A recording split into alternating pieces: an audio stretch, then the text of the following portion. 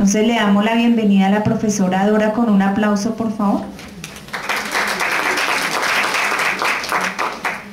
Bueno, estuvimos conversando con Lili sobre esta ponencia y tomamos una decisión. Tomamos la decisión de que yo iba a hacer una presentación de factores importantes sobre el desarrollo del lenguaje y me iba a centrar en algunos aspectos relacionados con el problema del lenguaje en el aula, el lenguaje que se desarrolla en las aulas y que tiene implicaciones que los profesores necesitan conocer. Entonces, por esa razón yo me voy a detener más en lo que podríamos decir los fundamentos para el desarrollo del lenguaje en el aula. Así lo vamos a llamar, así lo puse. No es nada gratuito, ninguna de las palabras que aparecen en ese título es gratuita. Yo quisiera dejarles en este ratito que vamos a conversar unos aspectos claros que son factores de desarrollo del lenguaje. Entonces, factores de tipo lingüístico, factores de tipo discursivo, y los separamos con una intencionalidad clara para el desarrollo de la lectura y la escritura en el aula. Entonces vamos a mirar esos factores, los vamos a mirar así, pues porque una conversación de 1 horita o de 40 minutos no nos alcanza sino para pensar en esos factores, para dejárselos puestos ahí en la mesa y que ustedes los tomen bien para profundizar, bien para estudiar, bien para investigar, bien para hacer diseño didáctico, en fin. Entonces vamos a empezar con este aspecto, este primer factor, que es hablar del lenguaje como experiencia humana. Fíjense que este asunto es vital en términos de que es el aspecto que nos convoca a todos, oyentes, sordos, ciegos, personas con otro tipo de limitaciones. Todo sujeto humano tiene una condición y es su condición de lenguaje. Eso nos une, nos pone en la misma condición y en la misma situación y en la misma posibilidad.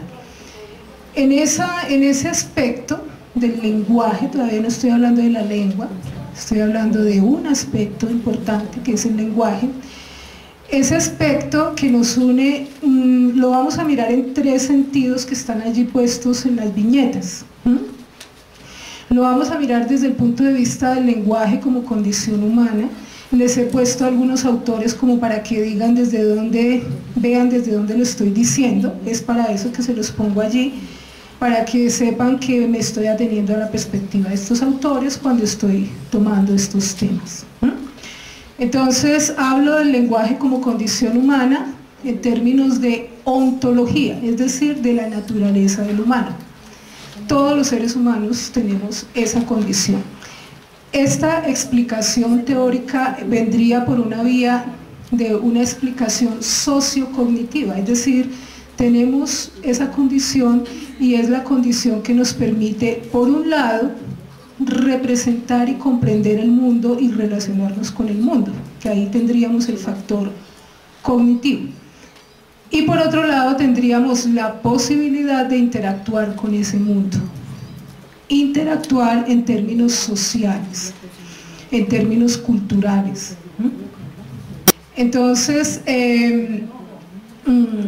por eso aludo que ese factor va a involucrar, y ustedes lo pueden ir pensando para el tema del aula, para el tema de lo que está ocurriendo, para las dificultades, va a implicar aspectos de tipo cognitivo y de tipo semiótico.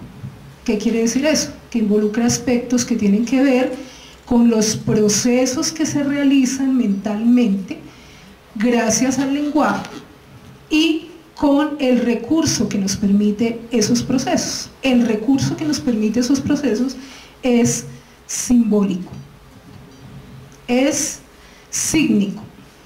Ahí es donde van a aparecer las lenguas, que de eso vamos a hablar posteriormente. Pero entonces mentalmente, cognitivamente, afectivamente, lo cognitivo y lo semiótico e informativo, es decir, la gama de información que nos viene por esa vía, nos está componiendo ese factor ontológico del lenguaje.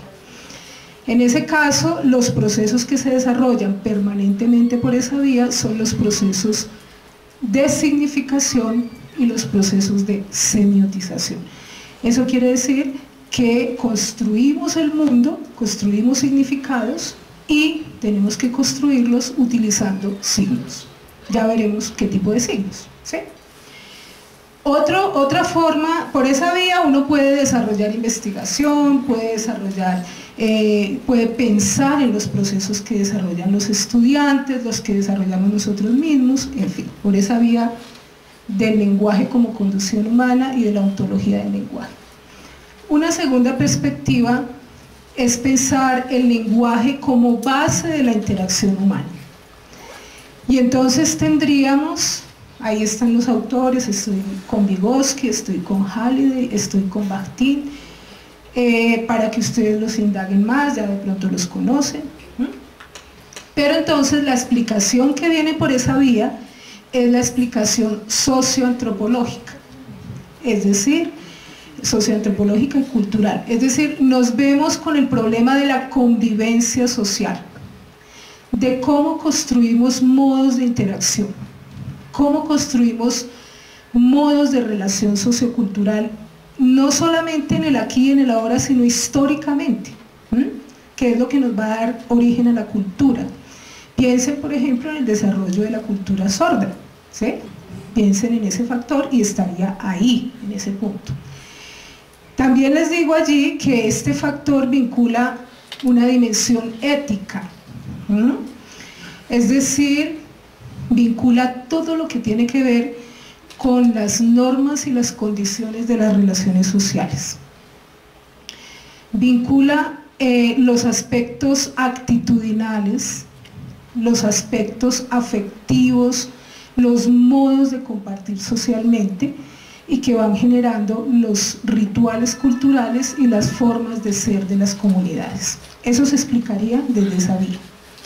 Y les pongo en la tercera viñeta que en todo este proceso, lo que se exige como proceso de estos dos aspectos anteriores son las prácticas que resultan de uno y otro factor. Y son prácticas mediadas necesariamente que requieren del potencial semiótico del lenguaje y del potencial noético. En este momento me estoy refiriendo a un autor, Raymond Duval, que nos explicaría esos dos aspectos, el potencial de la significación y el potencial de los procesos mentales asociados a esa significación. Ahí, con esta diapositiva, estamos solamente en el mundo del lenguaje. Todavía no hemos dicho nada de qué lenguas o qué registros utilizaríamos para eso, entonces vamos al segundo.